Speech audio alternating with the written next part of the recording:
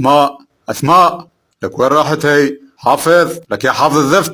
شو بابا، عم تناديني ولا عم تنادي جدو الله يرحمه؟ يلا عن روحك وروحه، اكيد اناديك ما انادي الفاطس.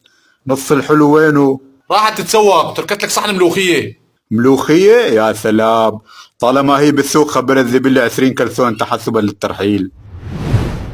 الملوخية تعصق ملح الليمون عصق. راجعين يا وطن راجعين، نسرقك مثل السنين الماضيين. راجعين يا وطن، والله لا تصير رقبتك اطول من رقبتي من الدوس. اخرس يا كلب باسم السعب.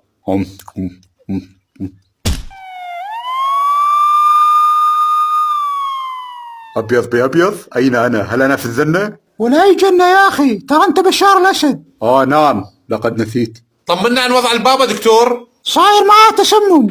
تسمم؟ انصروها، محاولة اغتيال الرئيس المغدور بسار حافظ الأسد. شو مقدور ما مقدور؟ انت خربطت وحطيت الهالك بدل ملح الليمون على الملوخيه. يا حفوظة يا قلبي، حتى لو كمية قليلة من سم الصراصير لازم تراقبون حالته، وغطوه زين ومي بارد لا يشرب، وشربوه نعناع وزنجليج ومي حار. هل يوجد خطر على حياتي؟ لا تخاف بابا، سم الصراصير ما يأثر على الحمير.